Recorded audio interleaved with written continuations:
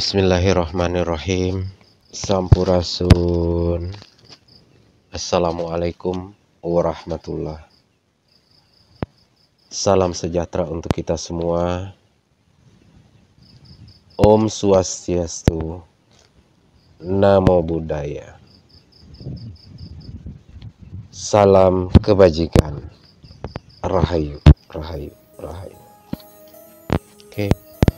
Jumpa lagi saya Umar Hamzah di channel YouTube Anak Alam. Nah, ini saya pakai masker karena suara saya bindeng ya, lagi pilek. Musimnya batuk pilek. Jadi saya pakai masker biasa meler. Oke, kita saksikan dulu dari saudara kita Renal Kasali sebagai berikut. Anda barangkali sudah pernah mendengar tentang pencurian saham. Ramai dibicarakan tetapi tak pernah jelas sosoknya seperti apa. Saham yang saya maksud tentu saja bukanlah selembar kertas di dunia analog lalu kemudian kita simpan di laci kita dan dicuri orang dibawa ke tempat lain. Bukan itu, tetapi namanya tiba-tiba beralih. Bagaimana investasi bisa berjalan kalau misalnya seorang yang mempunyai izin tiba-tiba izinnya dipindahkan ke orang lain. Izinnya diurus oleh seseorang, didaftarkan oleh orang itu, tapi tiba-tiba ketika dia mau jalankan tidak bisa dijalankan karena izinnya sudah berpindah ke tangan orang lain. Demikian pula bikin perusahaan, investasi di sini. Ternyata namanya yang sudah didaftarkan tiba-tiba beralih ke orang lain karena di negeri ini tidak ada verifikasi. Tidak ditanyakan lagi pada orang yang namanya diganti itu. Kita dengarkan apa kata Prof. Mahfud MD tentang pencurian saham. Tapi ada juga pencurian misalnya, yang paling banyak itu Pak. Pencurian saham perusahaan Pak. Bagaimana ya? Jadi Bapak punya perusahaan gitu, sudah terdaftar di Kemenkumham. Ya. Saya main dengan pejabat dan main dengan notaris, dibuat perusahaan Bapak itu berubah atas nama saya. Banyak yang begitu. Saya pernah didatangi oleh anak muda ke sini sampai menunggu podcast ini selesai. Itu dia punya hotel di Batam, tiba-tiba sudah diambil oleh pihak lain dan ketika dia minta kepada kementerian itu tidak bisa dia ini kan karena haknya dia sudah dialihkan. Iya betul, di kementerian bilang ini nggak bisa dibuka, sudah beda, bukan Anda lagi anunya gitu, nggak bisa buka untuk diperbaiki, nggak bisa. Suruh ke pengadilan, di pengadilan kalah lagi. Kalah, ya. Sudah di pengadilan kalah, lalu yang punya ini dipidanakan katanya fitnah. Sekarang ada yang di penjara. Lalu kita juga dengarkan apa kata Prof. Yusril Isa Mahendra tentang pencurian saham ini. Bagaimana orang mau invest di negara ini kalau tidak ada kepastian hukum? Sengketa tanah gak selesai-selesai. Sudah bikin perusahaan, sudah didaftar di Dirjen AHU, tiba-tiba berubah. Shareholdernya berubah, pengurusnya berubah. Entah siapa datang ke notaris. Loh, capek-capek bikin perusahaan, berusaha. Sudah besar, sudah banyak untung, dirampok orang lain dengan cara tidak jelas dan menggunakan sistem online tanpa kontrol sama sekali. Nah, tentu saja banyak di antara kita yang bertanya karena sewaktu-waktu kita sebagai pengusaha bisa saja menghadapi masalah itu. Saya tidak mengerti bagaimana caranya dan tentu saja saya mengundang Anda untuk berbicara tentang hal ini. Karena ini adalah PR bagi kita. Kalau kita ingin pertumbuhan ekonomi kita tumbuh 8%, opportunity begitu banyak di negeri kita. Dan bagaimana kita menghadapi para mafia ini. Mereka yang dengan mudahnya mengganti nama atau yang kepemimpinannya lemah. Sehingga nama kita tiba-tiba diganti oleh orang lain. Tiba-tiba berubah. Saya yang di situ sebagai direktur dan pemegang saham diganti dengan 2 orang yang sudah almarhum. Dari mana kamu tahu orang yang sudah almarhum? Saya lihat dia punya berita Pak di online bahwa meninggal kecelakaan. Pada saat nama diganti orang itu sudah tidak ada? Sudah meninggal Pak Prof. Itu orang Batam juga? Orang Medan Pak Prof. Orang Medan? Iya, dari Medan. Yang sama sekali tidak pernah kamu ketemu orang itu? Pernah ketemu dulu Pak. Oh, pernah ketemu. Iya. Artinya bukan dia yang mengusahakan karena dia sudah meninggal? Iya Pak Prof. Berarti ada orang lain yang memasukkan? Betul Pak Prof. Ada notarisnya? Ada Pak Prof. Berarti notarisnya? Tapi nggak sekedar cuma notaris Pak Prof. Karena sistem ini kan dipegang oleh Direktorat Jenderal terkait, SABH. SABH, apa itu? Sistem Administrasi Badan Hukum Pak Prof. Oh oke, Iya. jadi semua Kalau ada perusahaan semua tercatat namanya di situ. Kalau kita mau mendirikan perusahaan kan ditanya dulu nih, udah ada belum perusahaan yang namanya kayak gini kan? Iya Pak Prof. Kita cek di situ. Betul. Oke, itu tercatat pemiliknya siapa di sana. Bener Pak Prof. Oke, dan orang yang sudah meninggal ini tiba-tiba dicatatkan sebagai pemilik perusahaan baru. Sebagai direksi. Oh, sebagai direksi. Direksi. Nama saya hilang Pak Prof. Hilang. Iya. Kalau pemiliknya? Pemiliknya berubah Pak Prof. Oh, berubah juga. Berubah. Masih hidup orangnya. Masih hidup Pak Prof. Dan ada orangnya. Ada orangnya. Ada, Oke. Pak Prof. Pindah, bisa pindah padahal kamu tidak pernah tanda tangan, tidak pernah ada masalah. Tidak pernah mengadakan RUPS dengan orang-orang tersebut Pak Prof. Karena dia kan sudah meninggal Pak Prof. Bagaimana saya mau undang dia untuk menggantikan saya jadi direksi? Oke, saham berpindah kan perlu persetujuan. Tidak pernah ada persetujuan dari pemegang saham untuk pindahin saham. Tidak ada Pak Prof. Tidak Seketika ada. berubah. Selama proses ini hotel ini dikelola siapa? Udah jadi kan? Udah jadi Pak Udah Prof. operasional? Iya sudah. Sudah ada pegawainya? Sudah. Ada customernya? Sudah Pak Prof. Tapi yang kelola selama konflik itu siapa? Dia Pak Prof. Jadi ketika saham sudah beralih, Ya. awalnya kami kan diusir Pak Prof. Ya, tapi kan kalau selama dikuasai tidak bisa dong diusir. Karena saham sudah beralih Ya. ke dia secara mayoritas, dia RUPS sendiri, dia depak kami Pak Prof. Oke. Artinya kalau dia kelola, pendapatannya masuk ke dia. Masuk ke dia. 100%. 100% Pak Prof. Repot juga di Republik ini kalau pengusaha seperti ini. Pihak yang kalah ini kan pasti tidak akan pernah puas. Dia akan melakukan upaya. Tapi bukan urusan dia dong. Puas tidak puas kan bukan urusannya mau jabat pemerintah. Seharusnya sih bukan urusan dia Pak Prof. Ya. Karena dia hanya pejabat yang mencatatkan secara administratif. Ya. Tapi dari situ dia masuk pendekatan di sisi lain. Mungkin dia anggap dia sebagai sahabat atau apapun itu. Dia bilang, kalau seperti ini, ributnya nggak akan pernah selesai. Ini buku putusan nih. Kesampingkan ke kiri.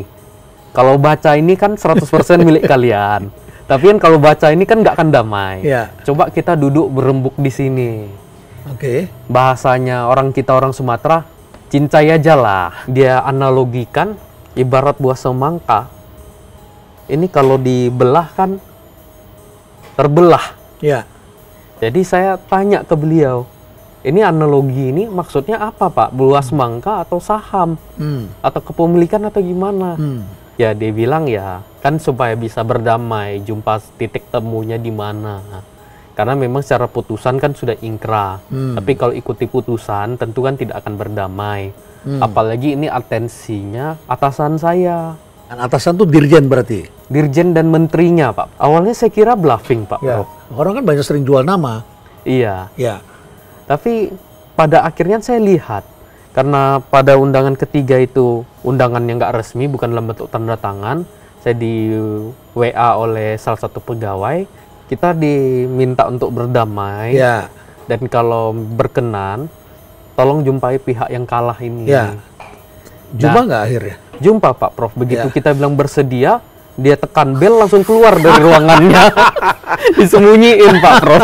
Berarti dia sudah mau bawa misi, sebelumnya sudah bertemu, sudah ngatur ya? Sudah ngatur. Tentunya kan perusahaan itu perlu RUPS untuk pembaharuan OSS dan lain-lain. Ya. Tentu saya akan upayakan untuk RUPS dong Prof. Ya. Nah ketika RUPS itu sudah dibuat, kemudian notaris selaku pengakses sistem AHU online itu berusaha untuk mengakses sistem, Ya. rupanya perusahaan yang sudah dibuka blokir setelah putusan ini, begitu diakses, ditulis namanya di dalam sistem PT Bangun Mega Semesta, keluar peringatan lagi Prof. Untuk sementara akses PT ini tidak bisa diakses untuk sementara. Jadi diblokir dalam blokir Prof. Oh. Dan saya coba ke beberapa notaris lainnya Pak Prof. Mungkin 3-4 orang notaris, Ya. nggak bisa semua Pak Prof. Artinya di sana diblokir memang. Diblokir secara umum. Karena kan nggak cuma satu notaris nih, satu ID Oke. yang nggak bisa, Oke. tapi ada 3-4 notaris yang tidak Oke. bisa. Apa jawaban dari kementerian ketika mendengar itu saat itu? Dari pihak notaris dan beberapa teman-teman yang memang mengenal direktur, sempat menanyakan secara surat ya, biarpun akhirnya nggak dijawab ya Pak Prof ya, akhirnya Ya. menanyakan secara lisan. Disampaikan sama beliau, ya ini kewenangannya atasan saya, kewenangannya Pak Dirjen, terus ada atensinya Pak Menteri. Cuman karena saat itu kami melihat ada atensi dari pimpinan-pimpinan kementerian, kami pesimis Pak Prof untuk. Baik, saya tidak tahu ya mana yang benar. Anda sebagai orang-orang hukum yang bicara, saya cuma fenomena ini barangkali perlu kita bangun supaya negeri kita menjadi lebih jelas dan lebih punya kepastian hukum. Ya. Oke Aaron, setelah mendengarkan ini semua, apa saran Aaron pada pemerintah? Saran saya Prof, karena ini sudah pemerintahan yang baru di pemerintahannya Pak Presiden Prabowo, supaya ada revolusi, ada reformasi terkait sistem administrasi badan hukum AHU tersebut. Jangan sampai lagi ada timpa menimpa saham, perubahan pemilik, perubahan direksi tanpa ada perbuatan jual beli. Hal tersebut itu kan kita perlu kepastian hukum. Kalau tidak ada kepastian hukum, bagaimana kita mau berusaha, Prof? Baik. Jadi ini harapan dari pengusaha agar mungkin Menkumham yang baru bisa coba melihat bagaimana caranya agar penegakan hukum ini penting, karena ini adalah modal untuk mencapai pertumbuhan ekonomi 8%, kurang lebih gitu ya. Iya, jadi mungkin menteri baru, mungkin juga Menko-nya Pak Yusril bisa turut memperhatikan, karena beliau juga memberikan statement terkait dengan hal ini. Nah, segampang itu di Dirjen Kumham AHU ya, yang mengurusi surat menyurat. Nah, itu baru Kementerian Kehakiman, dalam hal ini Dirjen AHU. Bagaimana kementerian-kementerian lainnya? Nah, itu. Jadi sesungguhnya harusnya mereka memberikan contoh selaku badan Kementerian Hukum dan HAM, hak asasi manusia. Nah, di mana kemanusiaannya? Artinya balik lagi di sini bahwa sesungguhnya orang-orang yang di dalam ini sudah disogok oleh yang bersangkutan, yang berperkara, sudah uang semuanya. Nah, ini yang disebut sogok menyogok, bagian dari korupsi. Nah, ini terakhir yang disampaikan oleh tadi yang pemilik perusahaan yang dari Batam itu. Ya, karena ini sudah baru, kepemimpinan baru Presiden Prabowo Subianto, ya harus sudah bisa merubah semua birokrasi mental suap menyuap korupsi ini. Kalau sudah begini terus, negara ini akan hancur oleh mereka-mereka ini yang haus dengan jabatan ASN, perusahaan-perusahaan yang mau daftar, yang mau investasi, akhirnya tidak mau kalau begini caranya. Kan? Nah, ini salah satu contoh Kementerian Kehakiman dan HAM. Dalam hal ini Dirjen AHU. Nah, bagaimana kementerian-kementerian lainnya? Artinya apa yang sudah saya sampaikan dalam video yang lalu, bahwa sumber atau pintu masuknya daripada korupsi tersebut adalah kesekretariatan. Artinya mau itu sekretariatan di dalamnya adalah staf-staf sampai dengan direksi atau direktur sampai kepada dirjen-dirjen semuanya. Itu kan pejabat eselon kan, pejabat eselon yang notabene sudah di situ sudah lama. Nah, inilah yang bermain semua kementerian atau dahulu disebut departemen, semua departemen. Nah, seperti itu. Oke, mari kita lanjutkan.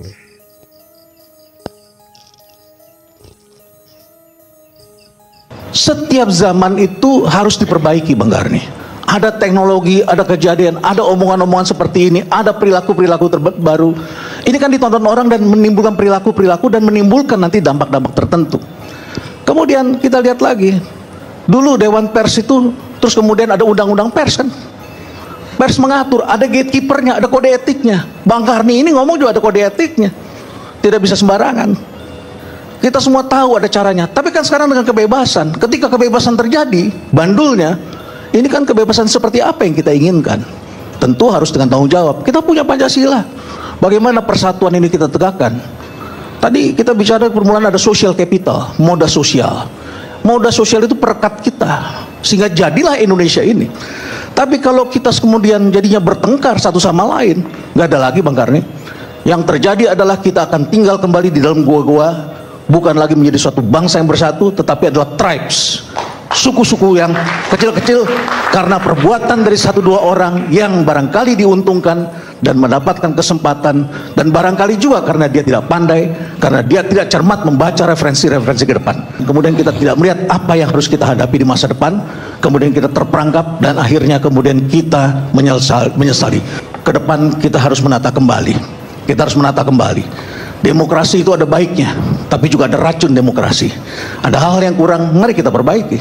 Jadi kalau saya dengarkan semua ini wacana, saya memuji Bang Karni hari ini, ya, dari segala macam pihak, dan barangkali dari sini kita beranjak, kita melihat lagi ke depan apa yang harus kita perbaiki dari segala persoalan-persoalan yang kita hadapi pada hari ini dengan munculnya teknologi tadi, karena ini adalah masalah disrupsi teknologi. Makasih Bang Karni. Ini yang disebut yang namanya perang teknologi, baik teknologi di media televisi, media cetak, media elektronik yang dimaksud, kemudian media-media sosial lainnya. Nah, ini disebut perang teknologi. Nah, apa yang disampaikan Bapak Presiden Prabowo Subianto melalui ucapan selamat hari lahirnya atau harlah dari Dewan Pers berikut ini. Kepada seluruh insan pers di Indonesia, pers Indonesia telah menjadi pilar penting dalam kehidupan demokrasi, menyuarakan kebenaran dan memberikan informasi yang akurat kepada masyarakat Indonesia. Saya apresiasi kerja keras para jurnalis, wartawan, dan insan pers dan media yang terus menjalankan pengabdiannya dengan dedikasi tinggi meskipun tantangan yang dihadapi semakin kompleks. Saya juga memahami bahwa dunia pers saat ini menghadapi berbagai dinamika baik dari dalam dan luar negeri. Pers yang profesional, yang punya integritas adalah aset bagi suatu bangsa. Tapi perlu saya ingatkan bahwa pers Indonesia harus selalu mengutamakan kepentingan bangsa, negara, dan rakyat Indonesia. Harus waspada terhadap usaha-usaha untuk mengendalikan pemikiran dan mempengaruhi jalannya opini-opini rakyat dengan menggunakan modal yang besar. Ada kecenderungan di dunia ini, mereka-mereka yang punya modal besar menguasai media dan ingin mempengaruhi masyarakat negara-negara tertentu. Walaupun kita menjunjung tinggi kebebasan pers, kita harus waspada terhadap penyebaran berita-berita yang tidak benar, berita-berita hoax, penyebaran kebencian, penyebaran ketidakpercayaan terhadap sesama warga negara, upaya-upaya pecah belah. Ini harus selalu kita waspadai. Pers Indonesia harus selalu menjadi pers yang dinamis, pers yang bertanggung jawab, pers yang juga memiliki suatu pengertian tentang apa yang menjadi kepentingan bangsa dan negara. Saya percaya pers Indonesia pada ujungnya akan selalu setia kepada cita-cita pendiri bangsa Indonesia. Pers Indonesia harus jadi pers yang Pancasila, pers yang terlibat dalam pembangunan bangsa, yang komit terhadap negara kesatuan Republik Indonesia. Ram, wartawan, awas, wartawan!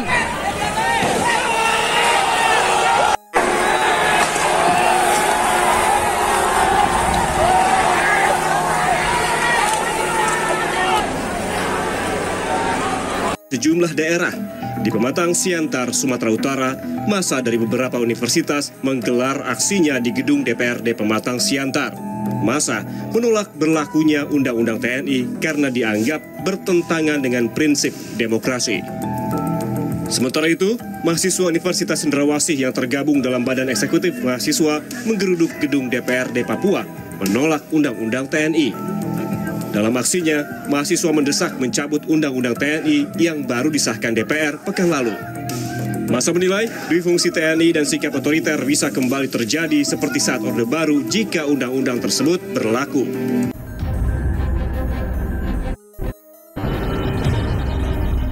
Mahasiswa menyampaikan orasi dan tuntutan terkait revisi Undang-Undang TNI.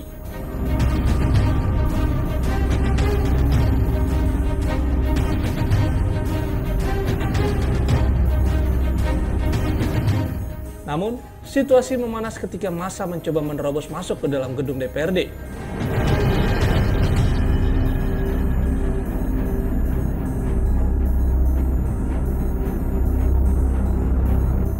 Massa aksi mulai merusak pagar gedung Dewan dan merobohkan barikade kepolisian yang dihalang oleh baja pembatas.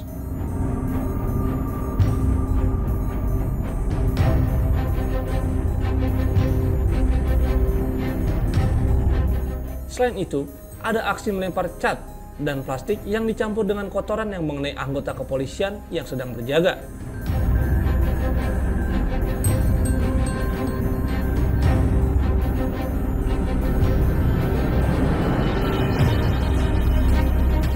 Aparat kepolisian sesuai dengan prosedur operasional standar atau SOP merespon dengan menyemprotkan water cannon untuk membubarkan massa.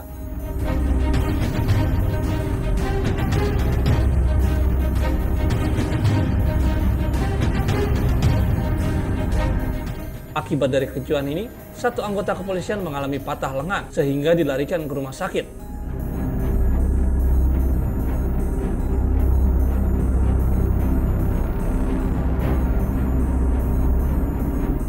Sementara itu, satu orang mahasiswa dalam kondisi kritis dan ditangani tim medis di Rumah Sakit Umum Daerah Kota Sukabumi.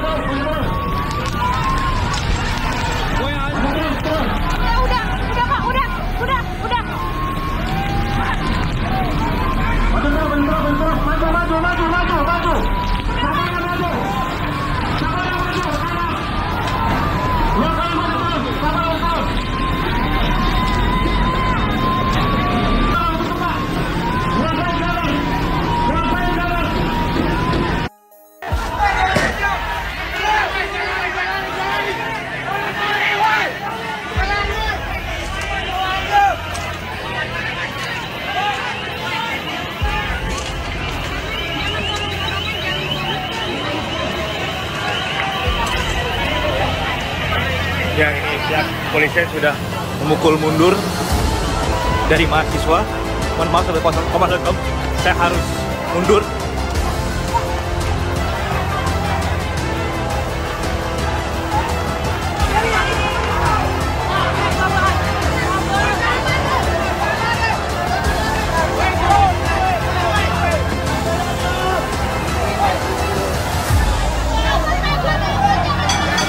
Aksi tolak Undang-Undang TNI dan revisi Undang-Undang Polri yang digelar oleh para milenial dan Gen Z di depan DPR RI pada Kamis 27 Maret 2025 berlangsung panas.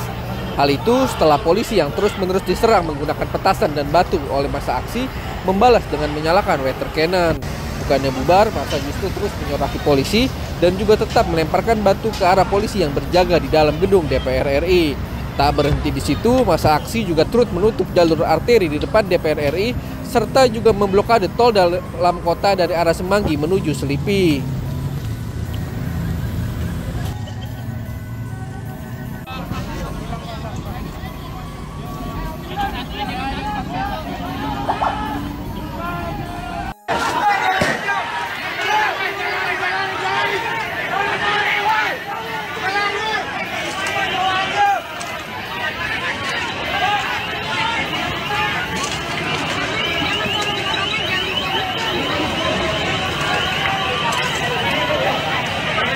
Ya, ini pihak kepolisian sudah memukul mundur dari mahasiswa.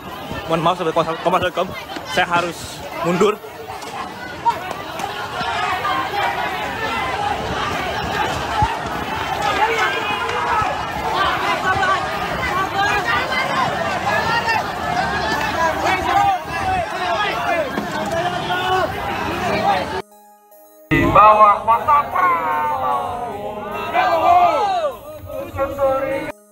kali turun aksi, bagiku satu langkah. Bagaimana kawan-kawan di sini memang mencintai negeri ini, kawan-kawan. Tidak bisa diajak berdialog. Untuk ternyata tidak bisa diajak berdialog. Biasa, jangan dialog. Kalian tidak kenal juga dengan Jenderal Sudirman. Prabowo, makanya bacaan kalian komik. Di kota tempat Anda tinggal sedang terjadi demo besar, demo anti Undang-Undang TNI atau demo anti revisi Undang-Undang Polri. Ya, saat ini situasi Indonesia memang sedang panas sekali. Demo besar-besaran mengguncang Indonesia. Apakah ini murni suara rakyat atau ada grand design tersembunyi? Apakah demo-demo ini sekedar sebuah ekspresi demokrasi rakyat dan mahasiswa atau ada target besar? Kudeta. Presiden Prabowo jadi target kudeta. Kalau benar, siapa yang bermain di balik demo besar-besaran ini ya? Mari kita analisis. Jadi teman-teman, sejarah sudah membuktikan perubahan rezim seringkali bukan karena gerakan spontan, tetapi skenario yang dirancang, seperti yang terjadi pada 2024 ketika terjadi perpindahan presiden dari Jokowi ke Presiden Prabowo. Nah, hari ini kita bongkar siapa saja aktor-aktor yang bermain di balik. Kita lihat dari analisis aktor dulu. Siapa yang bermain di balik demo? Global power kah? Di dalamnya ada IMF, ada World Bank, ada WEF, ada Amerika Serikat, ada China, ada Uni Eropa. Seandainya iya, kenapa mereka tertarik dengan situasi di Indonesia? Kenapa mereka ingin membuat Indonesia menjadi kacau? Jawabannya, uang dan kendali. IMF dan World Bank ingin Indonesia tetap bergantung pada utang kepada mereka. Sedangkan WEF dan Uni Eropa sengaja membuat krisis global yang mereka ciptakan di seluruh dunia, dan mereka butuh kambing hitam untuk mempersiapkan agar agenda Great Reset berjalan dengan lancar. Sekarang, what if Amerika Serikat dan China? Apakah situasi Indonesia yang panas ini adalah perang proksi di antara mereka yang melibatkan Indonesia? Sekarang, apakah ada aktor domestik elit politik Indonesia? Faksi koalisi dan oposisi? Di dalam pemerintahan sendiri, ada faksi yang tidak sejalan dengan Presiden Prabowo kan? Tinggal diidentifikasi saja siapa mereka-mereka. Titipan rejim yang kemarin, atau ada faksi tersendiri yang memang sebetulnya masuk ke dalam pemerintahan tetapi tidak dalam konteks untuk sejalan dengan Presiden Prabowo ya. Apakah ini bagian dari skenario untuk melemahkan pemerintahan Presiden Prabowo? Nah, siapa yang paling diuntungkan jika Prabowo tumbang? Faksi dalam koalisi yang tidak puas akan bisa mengambil alih kekuasaan. Oposisi bisa masuk kembali ke peta politik utama. Kelompok pro global power akan lebih mudah menjalankan agenda mereka, dan mereka ada. Sekarang, apakah faksi tertentu diam-diam merestui gejolak ini? Adakah elit politik yang pura-pura loyal tapi justru ingin Prabowo lemah? Apakah ada negosiasi di balik layar dengan kekuatan asing? Sekarang dari aktor aparat dan militer. Aparat dan militer ini dengan Presiden Prabowo loyal atau sebetulnya ada potensi pengkhianatan? Karena sejarah membuktikan tanpa dukungan militer yang loyal, demo-demo yang terjadi ini tidak akan berujung pada perubahan besar. Ya, seperti yang terjadi di tahun 1958, reformasi, ketika demo mahasiswa besar-besaran didukung oleh TNI, maka jadilah reformasi. Sekarang bisa diidentifikasi, adakah perpecahan di tubuh aparat? Adakah tanda-tanda ada pihak pada aparat dan militer yang ingin Prabowo lemah sebelum benar-benar berkuasa penuh? Kemudian aktor yang lain, media, LSM, NGO, dalam dan luar negeri. Siapa di antara mereka yang mendukung narasi demonstrasi? Karena perang hari ini bukan hanya di jalanan ya, tapi juga di opini publik. Jadi lihat siapa yang mendorong opini publik ke arah demonstrasi. Siapa yang mengontrol narasi di media mainstream dan sosial media. Adakah agenda asing yang mendorong eskalasi demo ini? Apakah ada keterlibatan dana-dana asing yang mengarahkan narasi media untuk tidak memihak Prabowo? Nah, kemudian aktor yang berikutnya adalah rakyat. Rakyat sendiri juga, ini rakyat yang benar-benar murni gerakan atau rakyat yang digiring atau rakyat yang dibayar. Apakah demo-demo ini benar-benar dari rakyat atau ada pihak yang menggerakkan dari belakang? Nah, sementara itu pertanyaan kepada rakyat, apakah rakyat paham agenda besar di balik gerakan ini? Itu pola yang pertama. Dan pola yang kedua tentang aktor. Sekarang pola yang ketiga, pola global. Apakah situasi yang terjadi sekarang ini adalah Bangladesh version Indonesia? Ya, jadi Indonesia di Bangladesh kan? Coba kita lihat pola-pola ini ya di Asia Selatan, Bangladesh, Sri Lanka, Pakistan, semuanya mengalami demo besar sebelum rezimnya jatuh. Pola pertama terjadi pembesaran krisis ekonomi. Artinya krisis ekonomi dibesar-besarkan. Ini yang terjadi IHSG, dibikin jungkir balik. Kemudian narasi ketidakadilan muncul, ya, mulai dari LPG 3 kilo, kemudian macam-macam. Ketiga, massa digiring turun ke jalan, demo terus-menerus. Keempat, rezim mulai dilemahkan dari luar dan dari dalam, termasuk bekerja sama dengan parlemen. Kelima, global power masuk dengan solusi.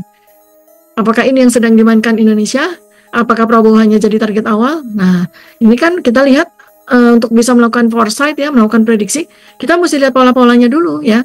Sekarang kita coba foresight, kemana arahnya? Arah demo-demo besar ini kemana arahnya? Mari kita buat prediksi, ya. Jika skenario ini berlanjut, maka prediksinya ada 3 kemungkinan. Pertama, Prabowo berhasil dikudeta secara halus, ya, pemerintahnya dilemahkan, lalu ada transisi ke kekuatan baru. Kan ini ada beberapa evidence kan, ya. Kemudian apakah Prabowo bertahan tapi terpaksa berkompromi, jadi harus tunduk pada berbagai macam tekanan, termasuk yang utama adalah tekanan global power. Kemudian apakah Presiden Prabowo melawan atau game changing, mengubah game. Ini yang paling berisiko tapi juga paling strategis sebenarnya kalau berhasil. Jadi, apakah Presiden Prabowo itu sadar bahwa dia sedang menjadi target, dan apakah dia punya strategi melawan grand design ini? Nah, sekarang buat kita semua nih rakyat, kita punya 2 pilihan, tetap jadi penonton atau mulai berpikir lebih dalam. Maka saya akan ajak untuk terus-menerus melalui video-video saya akan mengajak Anda untuk terus berpikir. Karena semakin banyak yang sadar dan mau berpikir, semakin sulit bagi mereka untuk menjalankan agenda apapun yang merugikan negara Indonesia. Silahkan tulis pendapat kalian di komentar, kita akan terus analisis dan pantau perkembangan ini bersama-sama. Bantu like dan subscribe agar kita bisa membentuk kekuatan suara rakyat untuk menegakkan amar ma'ruf nahi munkar. Wassalamualaikum warahmatullahi wabarakatuh. Salam kebenaran. Binalah kampus-kampus kita, ya, supaya benar-benar mengabdi kepada rakyat. Waspada, jangan sampai mahasiswa kita dihasut. Ujungnya saya yakin itu adalah kekuatan-kekuatan yang tidak suka Indonesia bangkit. Eyang Nogowojo terganggu dengan panas yang sekarang sedang timbul. Beliau merasa tidak nyaman dengan panasnya. Bukan cuma kamu, aku yo gerah, aku yo sumuk, kata Eyang begitu. Nah, ketika beliau menyampaikan itulah aku coba lontarkan. Goro-goro apa toh Yang? Apa rusuh-rusuh iki? Aku jawab begitu kan. Eyang jawab iyo. Setelah ada beberapa celotehan-celotehan saya tentang kerusuhan, bukan kerusuhan sebetulnya, kayak semacam demonstrasi yang dilakukan oleh mahasiswa terkait dengan RUU TNI sekarang yang sedang diberlakukan, ya. Jadi Eyang malah menyampaikan, wah iki ora sambon teni barbodo iso-iso pas bodo rame, kata Eyang begitu. Jadi ini poin-poin yang sepertinya memicu hawa panas kita yang sedang berlebihan. Hati-hati, ini pesannya Eyang Nogowojo, ya. Ada orang yang bisa jadi memanfaatkan momen ini. Ada orang yang tidak tahu, kemudian digoreng, kemudian dibungkus, kemudian dibuat. Nah, teman-teman, aku nggak akan fokus ke RUU-nya, ya. Jadi, revisi Undang-Undang TNI ini sudah dicanangkan, kalau nggak salah, kalau saya salah mau dikoreksi, itu kalau nggak salah sejak 2019. Udah lama banget mau ada revisi undang-undang. Yang katanya digelar di salah satu hotel secara diam-diam. Kan biasanya tuh ada revisi undang-undang itu kan live di TV swasta, ya. Live, masyarakat semua tahu. Terus beberapa anggota DPRD ada yang mengatakan katanya ini atas persetujuan rakyat juga. Sedangkan mahasiswa menanyakan rakyat yang mana? Nah, ini salah satunya. Jadi setelah aku coba jabarkan ke Eyang terkait dengan itu, ternyata Eyang juga ACC loh guys. Beliau mengatakan kegaduhan itu. Cuma sebetulnya juga DPRD sudah menyampaikan, ya, Ketua DPRD aku lihat tadi videonya, beliau menyampaikan bahwa ya ini nih sebuah kebijakan yang pastinya pro dengan rakyat. Artinya memang ada tujuan-tujuan yang dipakai untuk rakyat. Cuma mungkin bahkan ada yang bilang kalau yang demo-demo itu nggak paham sebetulnya. Sebetulnya revisi itu seperti apa isinya, harus dicari tahu dulu dan seterusnya. Karena ternyata versi Eyang Nogowojo panasnya ini sampai ke bawah bumi loh guys. Kalau kalian nonton video-videonya Mas Tulus beberapa hari yang lalu dari gempa, dari beberapa kejadian, musibah dan seterusnya, Mas Tulus menyampaikan bahwa melihat beberapa titik di mana kemungkinan akan adanya kerusuhan. Masih pada ingat nggak kemarin Mas Tulus menyampaikan itu? Hampir loh, di beberapa intuisi video yang saya buat, saya selalu menyebutkan bahwa ada kemungkinan kerusuhan dengan skala yang besar.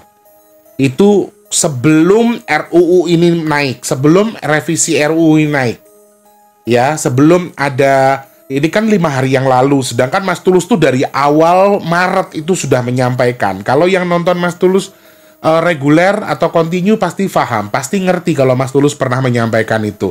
Dan aku coba untuk mengukur ini dari beberapa hitungan-hitunganku ya, karena yang tadi menyampaikan bisa jadi malah gak usah barbodo, bodo aja rame gitu loh. Maksudnya gak usah habis lebaran aja bisa rame.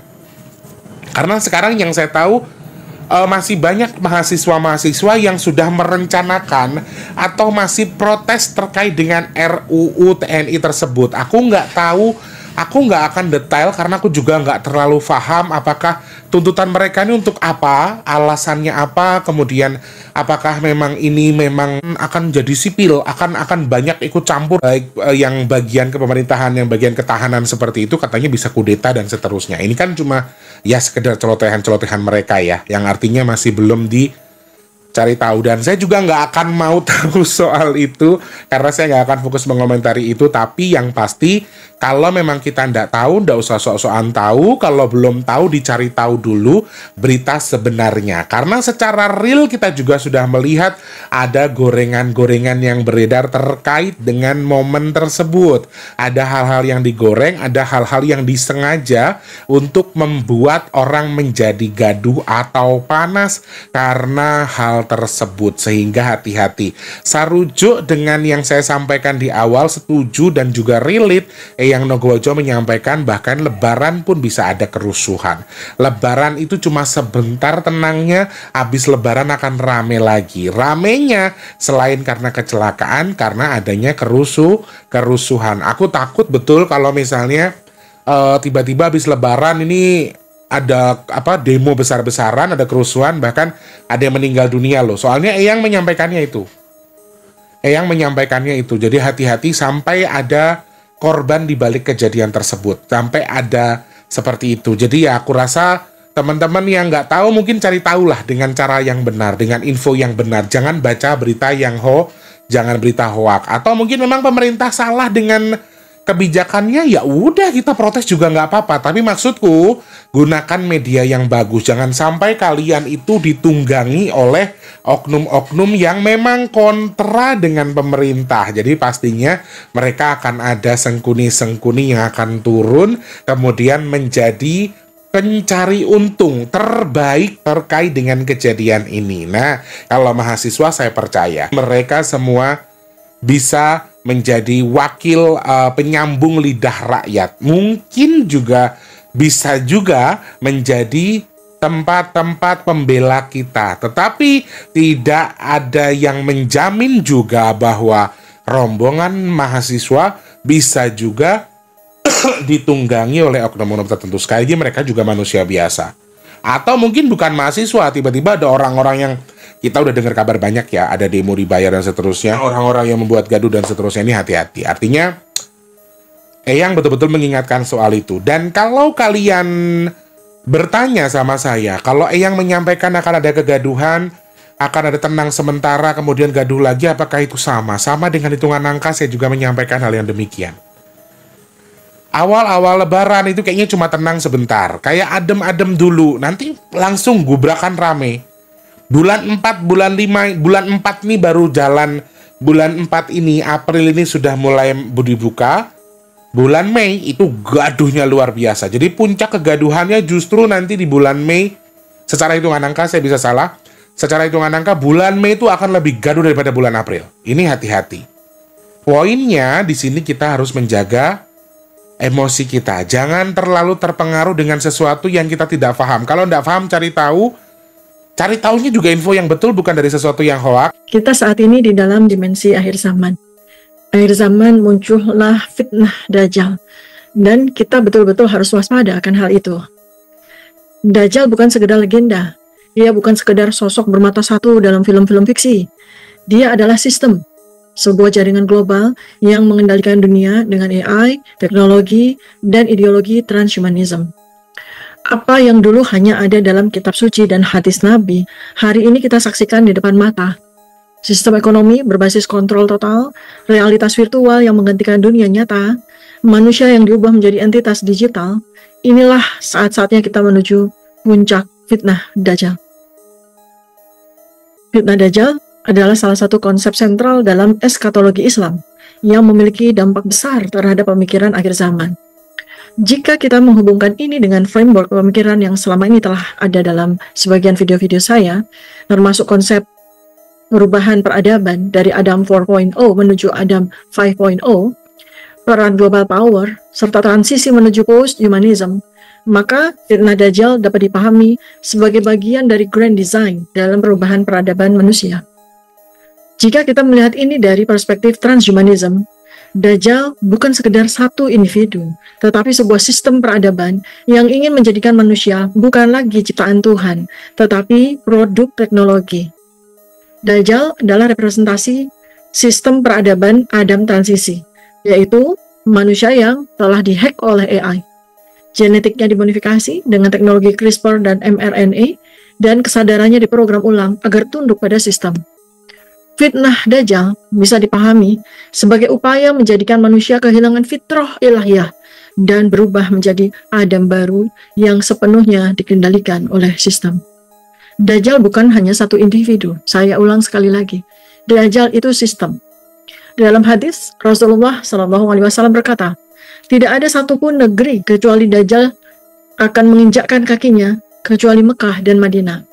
Ini bukan berarti Dajjal harus datang secara fisik ke setiap negara, tetapi sistemnya, kontrol ekonominya, teknologinya, dan informasi yang menjerat seluruh manusia di planet ini kecuali Mekah dan Madinah. Itu representasi perlindungan dari Islam terhadap serangan fitnah Dajjal. Lihatlah dunia saat ini, teman-teman semuanya. Central Bank Digital Currency, CBDC, yang bisa dikontrol dan dibekukan kapan saja. Sementara yang terjadi di China sebagai prototipe dari penggunaan social credit system sudah menentukan siapa yang boleh hidup bebas dan siapa yang tidak. Perkembangan metaverse dan AI generatif yang mulai menciptakan realitas alternatif, dan puncaknya manusia yang diubah menjadi hybrid digital. Dengan perkembangan neuroscience dan AI, manusia bisa dipaksa melihat realitas yang berbeda sesuai dengan narasi yang ingin dikontrol oleh sistem. Inilah puncak dari teknokrasi sistem Dajjal. Hadis Nabiullah Rasulullah SAW menyebutkan bahwa Dajjal memiliki kemampuan luar biasa, seperti mengendalikan sumber daya bumi, memanipulasi cuaca, melihat ilusi, simulasi realitas dalam fitnah Dajjal, dan Dajjal seakan-akan bisa menunjukkan surga dan neraka. Padahal sesungguhnya neraka yang dibawanya itu adalah surga, dan surga yang dibawanya adalah neraka. Apa maksudnya? Maksudnya adalah ilusi. Dunia yang kita lihat akan dibolak-balikan. Yang baik akan dianggap buruk, yang buruk akan dianggap baik. Dan ini sudah terjadi. Surga dan neraka ilusi dalam konteks modern. Ini bisa diartikan sebagai kontrol persepsi manusia melalui teknologi. Anda akan lihat nanti, deepfake dan AI avatar akan menghidupkan orang mati. Augmented reality dan metaverse akan mengubah realitas. Metaverse menjadi surga ilusi. Social credit system menjadi neraka digital. Neuroimplant dan AI consciousness akan membangun konsep Tuhan digital. Dengan sistem Dajjal, dunia akan datang bukan hanya post-truth, tetapi post-reality, di mana manusia tidak bisa lagi membedakan antara mana yang nyata dan mana yang ilusi. Dan dunia nyata akan mulai ditinggalkan, dan manusia terjebak dalam ilusi. Inilah fitnah terbesar. Inilah Dajjal yang sesungguhnya.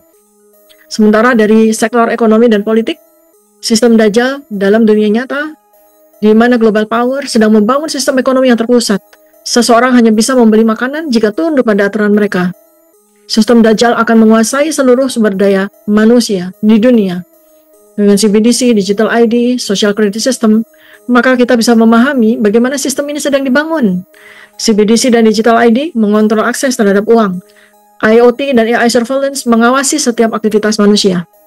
Jadi, fitnah Dajjal ini bukan sekedar seseorang yang datang dengan mukjizat, bukan. Tetapi sebuah sistem yang sudah berjalan perlahan-lahan menciptakan ilusi kehidupan supramodern, tetapi sesungguhnya sebuah realitas perbudakan.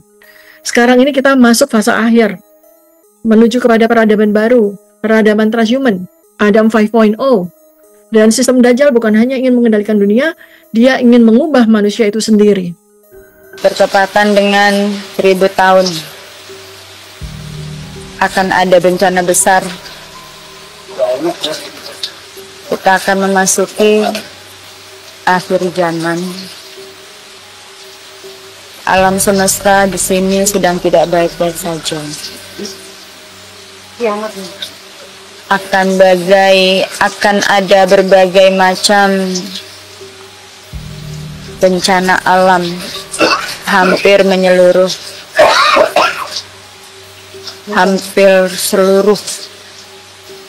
Akan ada air yang akan menenggelamkan suatu negara, bahkan daerah. Indonesia gimana ya? Kita akan menantikan suatu bencana besar.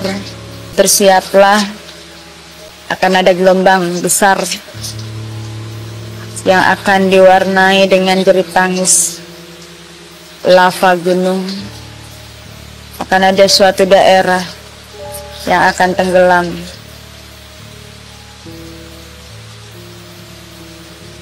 Jangan sombong jadi manusia, karena kesombongan manusia, alam semesta dan seluruh isinya, bahkan Allah Subhanahu wa Ta'ala memberikan suatu ujian kepada manusia. Banyak manusia yang sesat,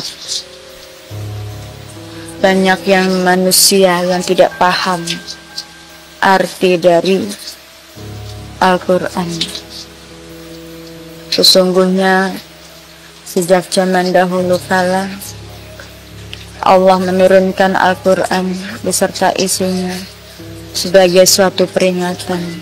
Tapi banyak manusia juga semakin pintar, tapi semakin bodoh. Banyak manusia mengaku sebagai nabi, banyak manusia mengaku sebagai orang pintar untuk menutupi kebodohannya. Bahkan untuk kepentingan diri mereka sendiri, mereka semua menzolimi satu sama lain. Bahkan tidak segan-segan mereka berbohong, mengatasnamakan agama dan mengatasnamakan Tuhan. Itulah sebabnya Allah murka. Allah mengirimkan bala tentara untuk memberikan musibah dan bencana. Kamu harus apa nih? Manusia harus apa? Kembali ke jalan Tuhan. Tidak ada yang dibanggakan di dunia ini kalau keimanan kalian kosong. Bersiaplah kalian manusia. Akan ada bencana di tahun ini dan dibarengi dengan adanya fenomena alam yang tidak biasanya yang terjadi di bulan Ramadan, yang menandakan bahwa akan ada kemunculan seorang yang agung, bukan dari bangsa Jawa, bukan dari bangsa Cina, bukan dari kulit putih, bukan dari kulit hitam, tapi dia adalah seorang keturunan dari orang biasa yang sudah ditetapkan oleh Al-Quranul Karim. Orang itu berasal dari Jazirah, bukan dari bangsa manusia Indonesia, bukan bangsa keturunan. Bahkan orang tersebut sudah muncul dan bertumbuh dewasa saat ini. Astaghfirullahaladzim, la ilaha illallah wal hayyul qayyum la ilaha. Akan banyak musibah ketika kalian bepergian. Hati-hati, perbanyak sholawat, perbanyak doa. Tahun ini adalah tahun penuaian karma bagi mereka-mereka yang membodohkan agamanya sendiri untuk kepentingan mereka pribadi. Waspadalah kalian semuanya. Tidak ada yang pernah lepas dari malaikat mencabut nyawa, malaikat Allah dan bala tentara Allah Subhanahu wa Ta'ala. berhati-hatilah. Tanggal berapa kami harus bisa mudik lagi? Tanggal yang tepat untuk orang-orang bepergian ke yang pasti. Allahu a'lam bishawab. Yang penting adalah perbanyak sholawat. Setiap hari itu adalah hari baik. Setiap tanggal dan waktu adalah hari baik. Tapi naas bagi mereka-mereka manusia yang tidak pernah mengenal Tuhannya. Naas bagi mereka yang tamak, naas bagi mereka yang sombong. Akan banyak sekali tangisan, tawa, tangisan hanya bagi mereka-mereka orang yang hilang arah terhadap Tuhan. Tawa adalah bagi mereka orang yang percaya akan Tuhannya dan orang-orang yang beriman kepada Allah Subhanahu wa Ta'ala. Akan banyak orang yang akan kehilangan arah dan tujuan. Akan banyak sekali juga orang yang akan kehilangan pekerjaan.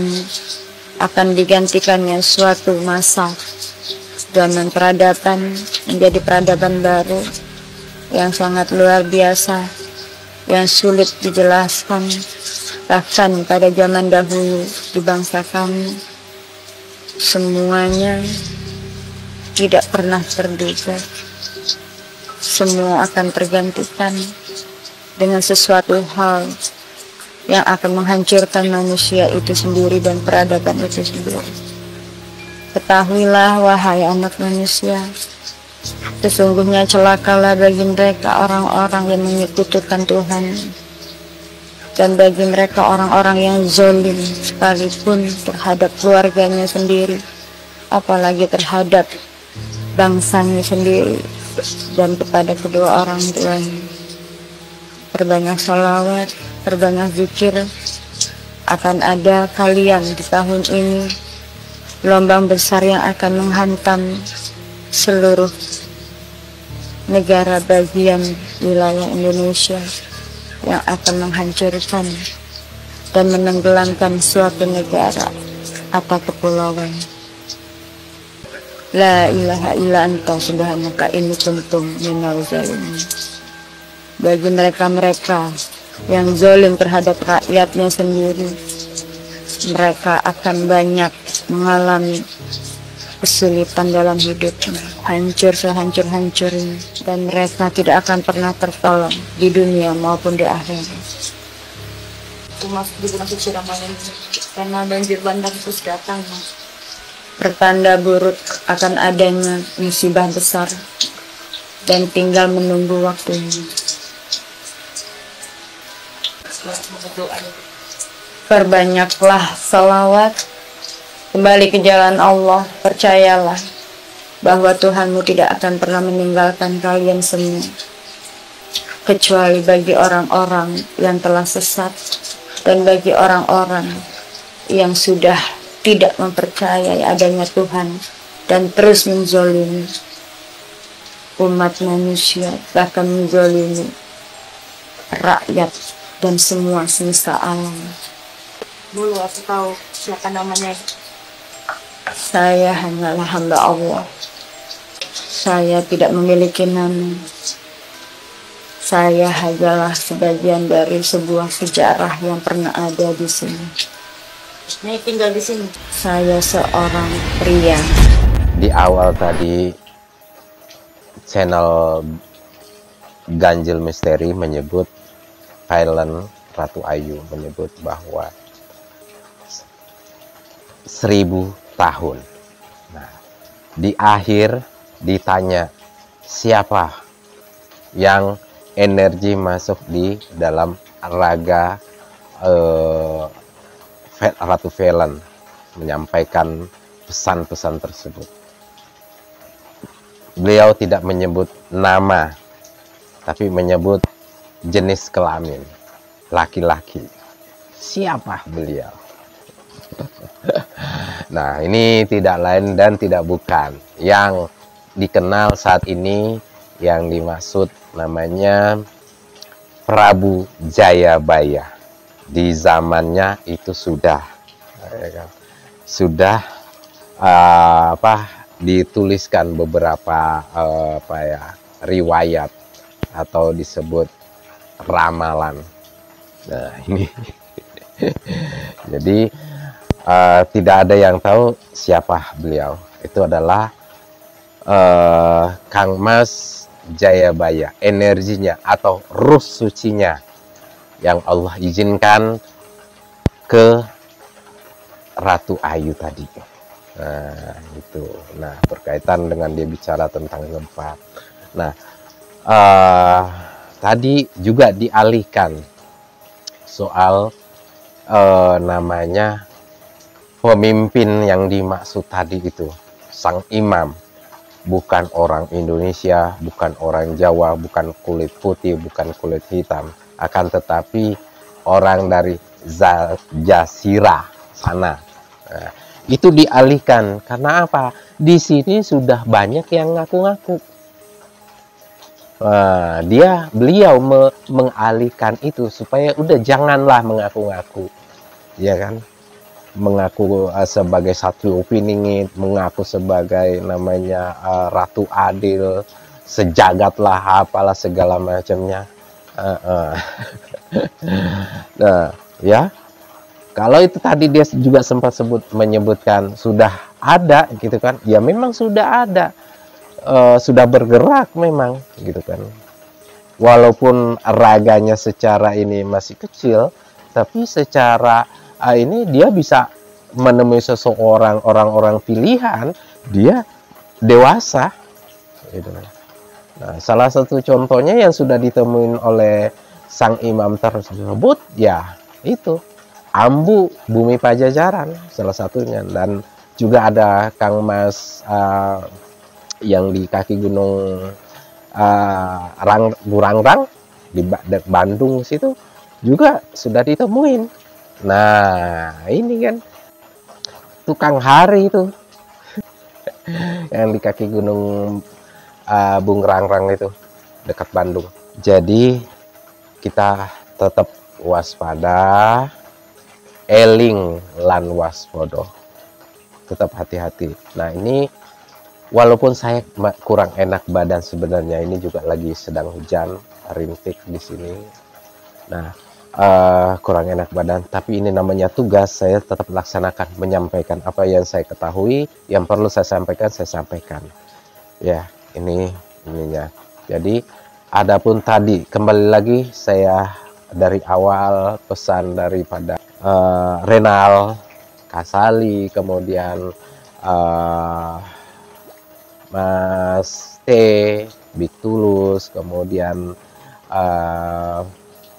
Dr. Tifa, ya kan, kemudian Velen, saya ucapkan terima kasih karena ini atas inspirasi ini dan atas petunjuk dari Yang Kuasa Allah Subhanahu wa Ta'ala. Walaupun saya kurang enak badan, saya tetap melaksanakan tugas ini, menyampaikan hal ini, informasi ini, bahwa kita tetap waspada, hati-hati dan waspada. Kepada para sahabat yang mudik pulang kampung, tetap hati-hati, jangan emosi, tetap jaga diri, jaga kesehatan semuanya.